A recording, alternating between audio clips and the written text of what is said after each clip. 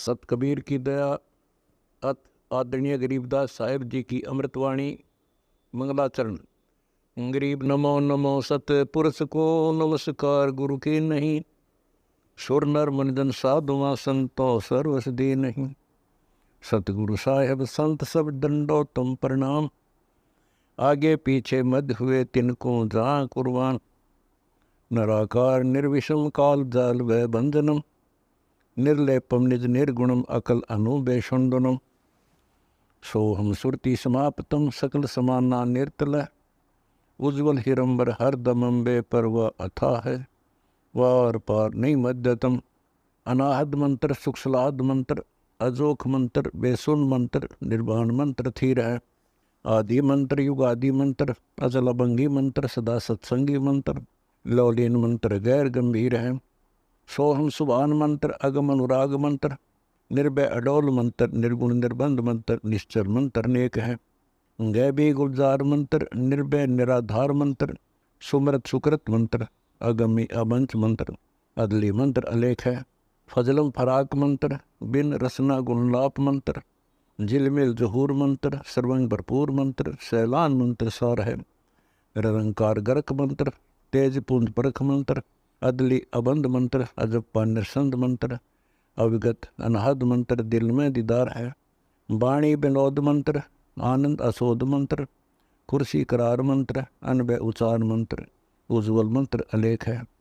साहिब सतराम मंत्र, साईं निकाम मंत्र, पारक प्रकाश मंत्र, हीरंबर पुलास मंत्र, मौले मलार मंत्र, पलक बीच खलक है। कौन ब्रह्मा का पिता है, कौन विष्णु की माँ, शंकर का दादा कौन है, हमको कूदे बता। यह जानने के लिए कृपया सुनिए जगत गुरु तत्वदर्शी संत रामपाल जी महाराज के। लगता है वो वापस कदम नहीं हटा सकता। ये गुण होते, ये पुण्य के कारण ही होते।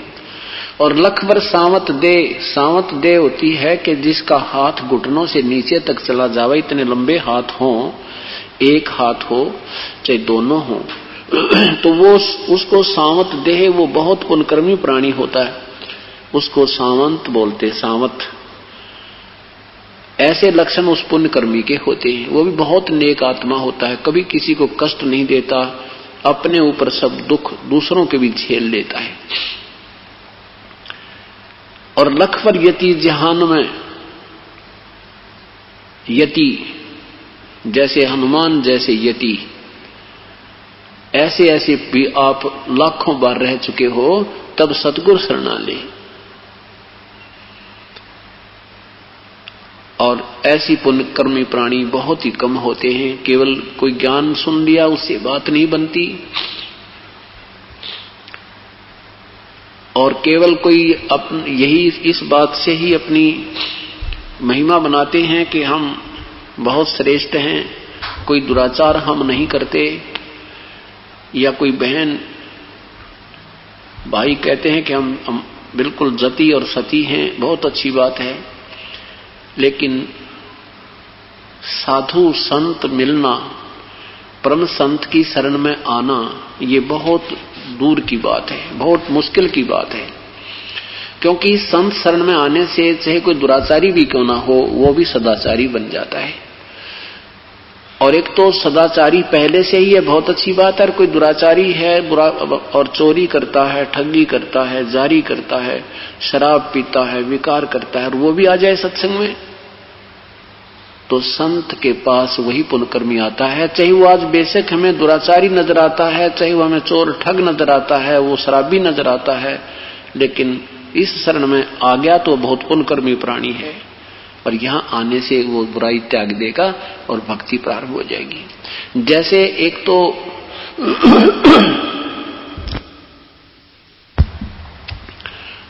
एक तो जमीन होती है जिसमें ज्यादा घास फूस या झाड़ ज्यादा नहीं होते, वो तो समझो वो पुण्य आत्मा है जो जति और सती हैं, दुर्व्यसनों से दूर हैं।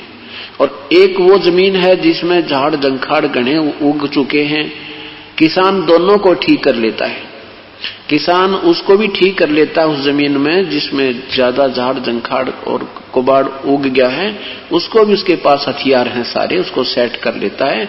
और जो कम, जिसमें कम वो हैं, झाड़ जंखाड़ है, कुबाड़ कम है, वो उसकी अच्छी बात है, वो शीघ्र ठीक हो जाती है।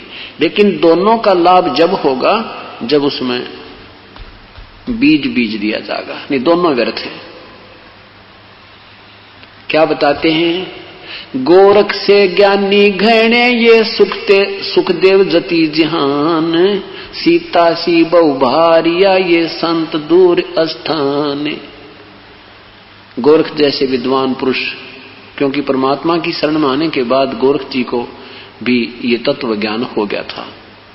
कहते हैं गोरख से ज्ञानी घने और सुखदेव जति जिहान।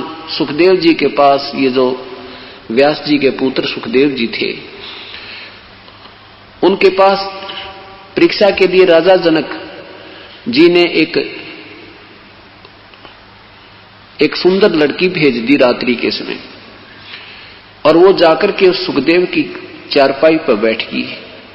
और सुखदेव बिल्कुल इकट्ठा हो गया, बोला नहीं और उठ के वहां से बाहर निकल गया। तो राजा जनक ने कहा, बेटा तू बहुत ही जति पुरुष है, लेकिन पुत्र तुझे डर क्यों लगा? तू ऐसे सुकड़ पू रहा था उस लड़की से, फिर भी तेरे अंदर कमजोरी थी, तू उसको स्त्री मान रहा था, थी तो यह भी कमजोरी तेरे में, फिर भी तूने अपना कंट्रोल बहुत किया, तो फिर भी जति पद में है। जैसे भक्त आत्मा अनजानपने में कहते हैं कि संत लड़कियों से पैर नहीं छुआते, क्योंकि ये मार्ग जो भक्ति मार्ग है ये अभी तक हमारे तक पहुंचा ही नहीं था। हमने वो एक लोकवेद सुना था, उसी के आधार पर हमने अपर डिसीजन अच्छे और बुरे का कर रखा है। लेकिन संत बिना ज्ञान नहीं होता, क्योंकि संत को वही होता जिसको ये महसूस ही नहीं होता ये लड़की है या लड़का है, और वो तत्व ज्ञान से परिचित हो जाता है। जैसे हम सांग देखने जाया करते, पहले सांग होते थे, स्वांग बोलते हैं शुद्ध हिंदी में, और ग्रामीण भाषा में उसे सांग कह देते हैं। स्वांग क्या होता है? एक उसका रोल करते हैं, स्वांग धारण करते हैं। जैसे एक नकली राजा बनता है, एक रानी बनती है, एक लड़का है, और लड़का ही लड़की का रोल करता था पहले। उसको जवान लड़का जो होता था, बालक छोटी उम्र का भी, तो वो अपने केस बड़े बड़े रख लेता था, और उसको फिर बनावटी कृत्रिम अंग लड़की के लगाए जाते थे, और वो बिल्कुल ऐसा लगता था जैसे सचमुच ही लड़की क्यों ना हो, जब वो स्वांग में अपना रोल करता था। तो ऐसे एक लड़का किसी दूसरे लड़के के साथ स्वांग देखने गया हुआ था। वो कह रहा था कि देखो कितनी अच्छी लड़की है, कैसे सुंदर डांस कर रही है। वो दूसरा लड़का कहता है कि नहीं ये लड़की नहीं है, ये लड़का है। वो कहता नहीं लड़की है। तो जब वो स्वांग के उपरांत उन्होंने जो अपना उस दिन का खेल किया, उसके बाद वो उनके जहां वो रुके हुए थे उस चौपाड़ में गए, वहां जाकर उस लड़के ने अपने सारे अंग उतार कर रख दिए, वो बनावटी कृत्रिम खुट्टी का टांग दिए। तो वो लड़का साथ चला गया जो पहले दिन रात्रि में सांग देखने गया था। उसने देखा ससुरी तो लड़का है, और फिर उनके साथ वो लड़का घूमने फिरने जंगल में गया। अगले दिन जब वो सांग देख रहा था, वही लड़का दूसरा जो पहले दिन उस पर बहुत आकर्षित हो रहा था और उसके मन में विकार आ रहे थे, उस दिन उसके मन में कोई विकार लड़की वाला नहीं आ रहा था, उसको वो लड़का नजर आ रहा था। उस लड़की के कपड़ों में भी उसको लड़का नजर आ रहा था। इसी प्रकार जब हम तत्व ज्ञान से परिचित हो जाएंगे, हमें ये ऊपर कवर नहीं दिखता, अंदर की वो आत्मा दिखती है। क्योंकि एक ही आत्म तत्व के ऊपर इस काल ने दो कपड़े पहना दिए, एक मेल और एक फीमेल का। और यही कारण परमात्मा संत बताते हैं कि जब तुम्हें ये ज्ञान हो जाएगा, फिर आपको कुछ भी दूसरा नजर नहीं आएगा। गरीबदास तत्ता लिया है, मिट गया सकल अंदेशा। ये तत्ता लिया यानी निचोड़ निकाल लिया, ये व्हाट इज दिस, ये क्या कहानी है, तो फिर कोई फर्क नहीं पड़ता। तो सुखदेव जी को कहा कि बेटा तेरे में अब भी कमजोरी थी यार, जब तू इसे डर रहा है और वो सुकड़ रहा है, नहीं तो वो आराम से बैठ जाता और पूछता बहन बेटी कैसे आई है, क्या काम है, इतनी सी बात थी। तो कहते हैं परमात्मा कोई बात नहीं, सुखदेव जैसे जति बहुत मिल जाएंगे और सीता जैसी सती पत्नी भी बहुत मिल जाएंगी, परंतु ये परम संत और उसकी शरण बहुत मुश्किल से मिलेगी। गोरख से ज्ञानी घने ये सुखदेव जति जहान, सीता सी वो भारिया भाई संत दूर अस्थान। इस प्रकार जब हम तत्व ज्ञान से परिचित होंगे, फिर हमें केवल आत्म कल्याण ही नजर आएगा और केवल परमात्मा ही हमें, पूर्ण ब्रह्म ही अपना साथी और कल्याणकारक नजर आएगा। तो जो अब आप परमेश्वर की शरण में आए हो, बहुत पुण्यकर्मी प्राणी हो,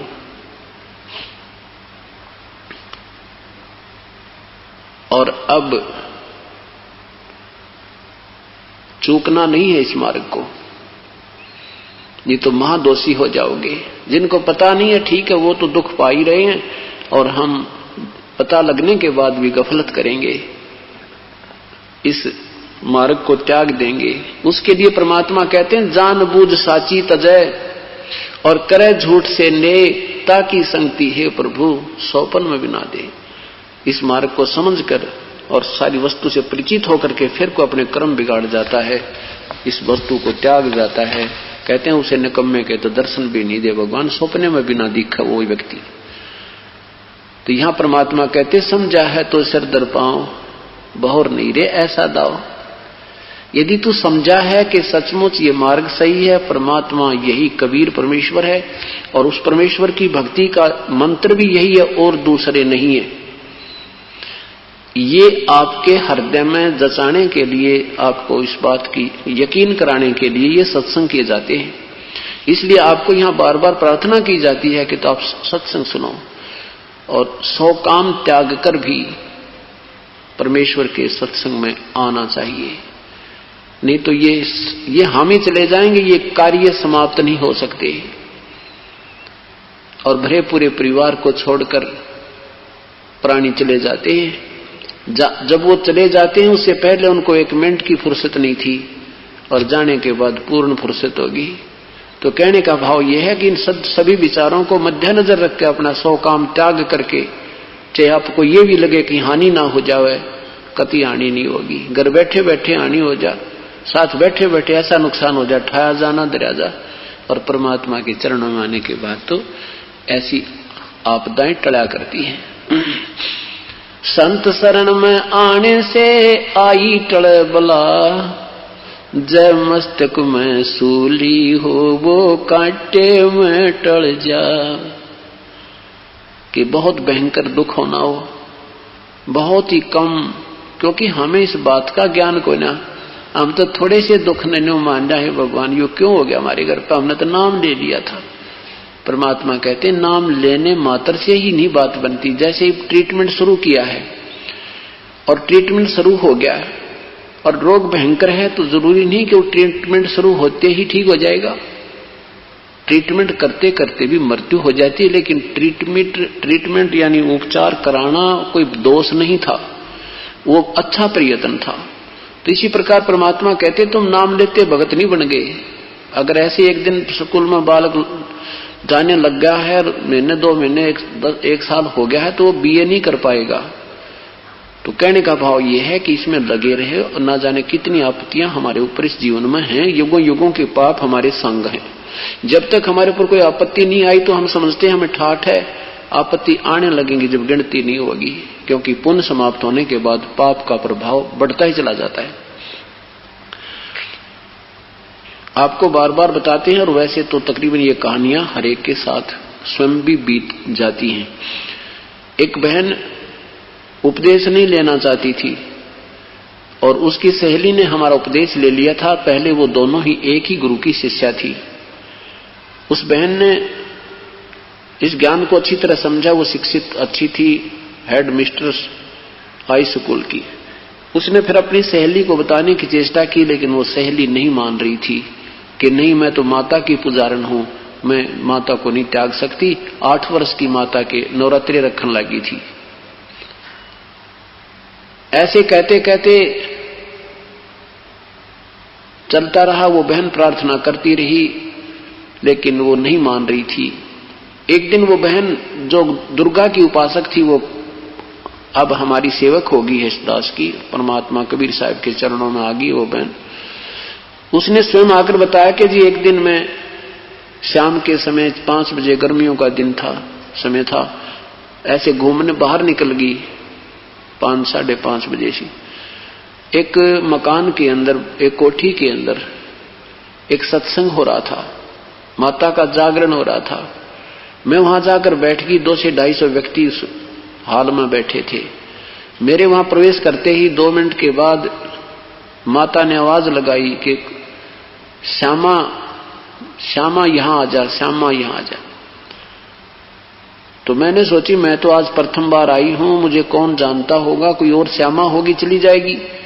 जब काफी देर होगी तो एक व्यक्ति खड़ा हुआ कि भाई माता पुकार रही है, वो श्यामा बहन यहां आ जाए। जब कोई भी ना उठा तो मैं खड़ी होगी।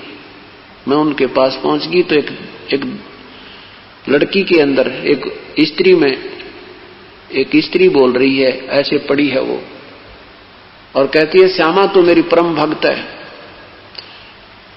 तेरे ऊपर बहुत बड़ी आपत्ति आने वाली है, तो मेरी 14 महीने जोत लगा दे, तेरा बेड़ा पार हो जाएगा, अखंड जोत लगाना। अब मैंने सोचा हे भगवान, माता ने बड़ी सुनी देखी, इतने व्यक्तियों में मुझे चुना, बस मैं तो उसी दिन गदगद होगी और जाते ही अखंड जोत शुरू कर दी।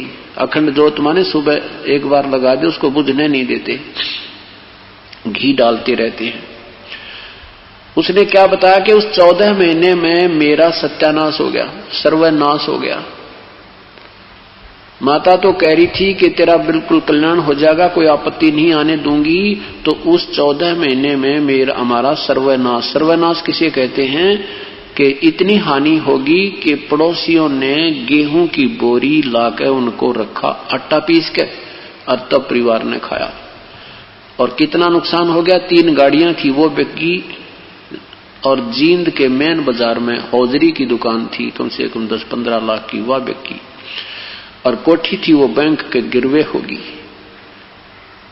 उसके बाद भी उसके पति ने तो उपदेश ले लिया, लेकिन वो नहीं ले रही थी। फिर वो उपदेश लेने आई तो उसने बताया कि मुझे रात्रि में मां ने दर्शन दिए, शेरा वाली ने, ऐसे बिल्कुल 8 अंग युक्त, और कहा श्यामा तेरी आपत्ति मेरी पावर से बाहर है। तो उस संत इस दास का नाम लिया कि तू उस संत रामपाल के पास चली जा, जो शशि का गुरु है, तेरा कल्याण वही संभव हो सकता है। अब उस अगले दिन उठते ही वो शशि बहन के पास पहुंची, जो हेड मिस्ट्रेस हाई स्कूल की, अब प्रिंसिपल है वो कॉलेज की, और उससे कहा कि मुझे नाम दिला दे।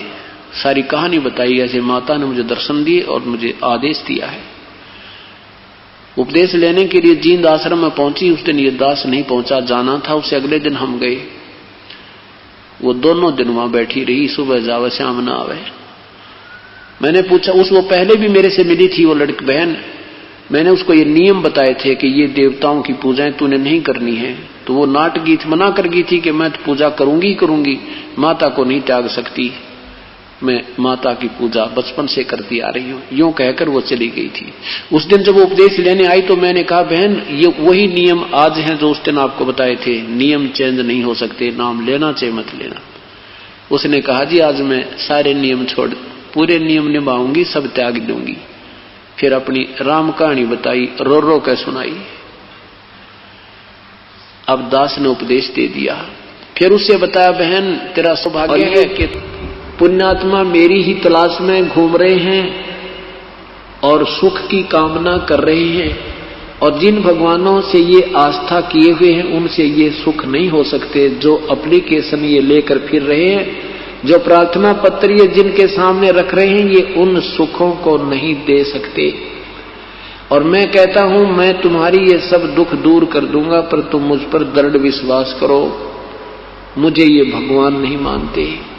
मैं रोवत हूं सृष्टि को, मैं सबको कहता हूं मैं भगवान हूं, मैं कबीर परमात्मा है, ये सारी सृष्टि का रचनहार हूं, मैं जो चाहे सो कर सकता हूं, पर मेरे पर विश्वास करो, मेरी मर्यादा में रहो, मेरा मर्यादा भंग मत करो।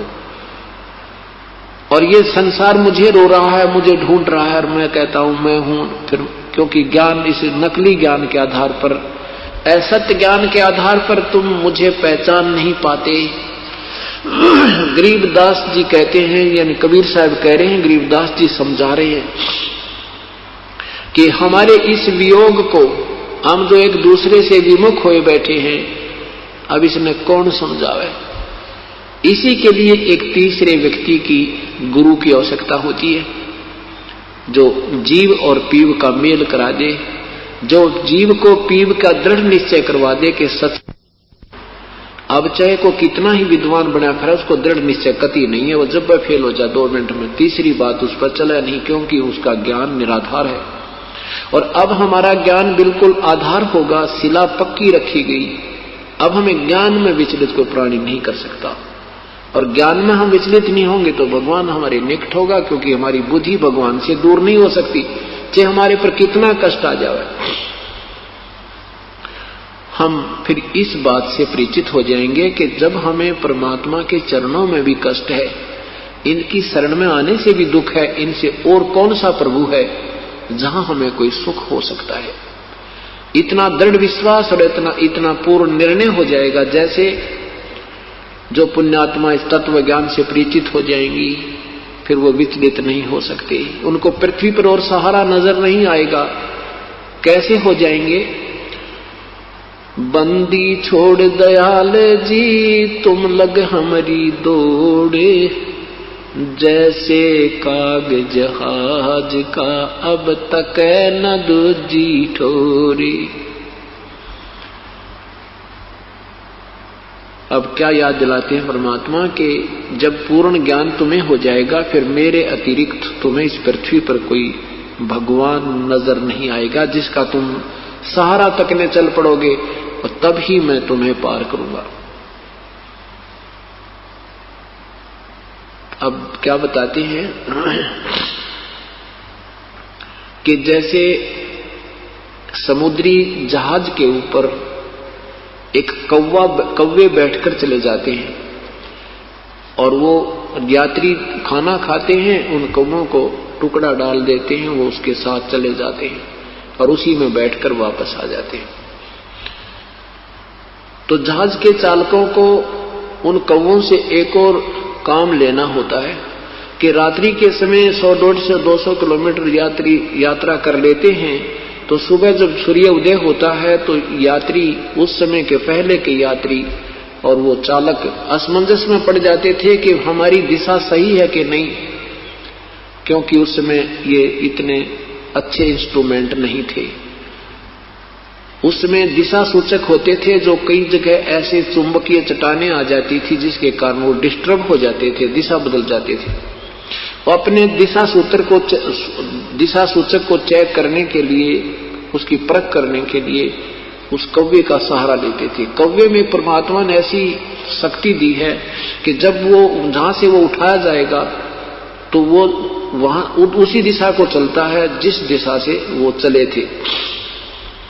तो जहाज के जो चालक है वो क्या करते थे, उस कौवे को डला मार देते, पत्थर मारते, उसको जहाज से उड़ा देते, विवश कर देते उड़ने को। वो फिर उस दिशा में चलता जिस दिशा से वो आए थे, जहां से चले थे। पूर्व से चले थे तो वो पूर्व की तरफ ही उड़ेगा, सीधा उड़ेगा। तो इससे वो अपना आइडिया लगा लेते हैं कि हम ठीक चल रहे हैं, फिर अपने जहाज को सेट कर देते। और कौवा फिर देखता है, 1 किलोमीटर जाता है, 2 किलोमीटर जाता है, उसने देखा कि कोई बैठने का स्थान नजर नहीं आ रहा, तो वापस आकर उस समुद्री जहाज पर ही वो विराजमान होता, उसने कोई और स्थान दिखाई नहीं देता, वो सब जगह डूबने की नजर आती। ऐसे ही जब आप परमात्मा के विषय में पूर्ण परिचित हो जाओगे, तत् ब्रह्म के विषय में, यानी परम अक्षर ब्रह्म के विषय में, फिर आपको इस पृथ्वी पर कोई भगवान दृष्टि गोचर नहीं होगा जिससे हम अपनी सुरक्षा की या अपनी मनोकामना पूर्ण की अर्ज करेंगे। वो सब डूबने वाले होंगे, वो समुद्र के जल की तरह होंगे, वहां केवल जहाज ही सपोर्ट होगा। अब परमात्मा क्या कहते हैं कि मेरी शरण में आके तुम्हें सुख होते हैं और उन सुखों को देखकर ही तुम लगे रहोगे या कभी कोई कष्ट आएगा तो भी तुम लगे रहोगे। तो उसके विषय में क्या बताते हैं परमात्मा, भक्ति भाव भादव नदी ये सभी चल गराए, श्रीता सोए जानियो जो जेठ मास ठहराए। आपके ज्ञान का, आपकी आस्था का जब पता चलेगा, तब पता चलेगा जब तुम्हें कोई आपत्ति आवेगी, और वो आपत्ति होगी आप ही के दुष्कर्म, भयंकर दुष्कर्म की, और वो थोड़े में टल जाएगी। और उस थोड़ी सी आपत्ति को देखकर भी तुम डगमग होते हो या नहीं होते हो। परमात्मा ये संकेत करते हैं, क्या कहते हैं, जैसे भादव महीने में बहुत ज्यादा वर्षा होती है और इतनी वर्षा होती है कि इतना जल वर्षा हो जाती है कि छोटे मोटे नाले भी ओवरफ्लो होकर के और बहुत दूर तक बहकर दरिया का रूप धारण करके चल पड़ते हैं। ऐसा लगता है जैसे दरिया आ रही हो। और जब वो वर्षा बंद हो जाएगी, उनकी औकात का पता लग जाता है, उनमें वो छोटे छोटे नाले होते हैं और वो भी समाप्त हो जाते हैं। लेकिन दरिया उसको जानना कि उस समय भी, जेठ मास में भी उसमें जल प्राप्त हो, जल मिल जाए तो वो सही दरिया है। नहीं तो जब वर्षा होती है तो दरिया और छोटे नाले एक जैसे ही लगते। तो परमात्मा न्यू समझाना चाहते हैं कि जैसे तुम्हें सुख हो रहे हैं तो आपको सत्संग रूपी और परमात्मा की मेहर रूपी वर्षा हो रही है, तो सारे भगत दिखाई देते हैं, जय जयकार कर रहे हैं। और घर में कोई ऊक चूक एक होगी और फिर तुम स्थान पर टिके रहोगे तो तब तुम्हारी भक्ति की गहराई का पता लगेगा, तुम्हारी ज्ञान की गहराई का पता लगेगा। भक्ति भाव भादव नदी ये सभी चल गहराए, यानी खूब उमंग का चलती नजर आती है भादवे में। सब छोटी मोटी नहरें भी दरिया का रूप धारण करती हैं। श्रीता सोए जानियो जो जेठ में ठहरावे, कोई आपत्ति आवेगी। परमात्मा की कथा सुनो, परमात्मा की कथा की चर्चा करो। इसके अतिरिक्त जो भी बातें करते हो, सुनते हो, वह सब व्यर्थ है। ऐसे ही आध्यात्मिक वीडियो देखने के लिए हमारे चैनल विश्व विजेता संत रामपाल जी महाराज को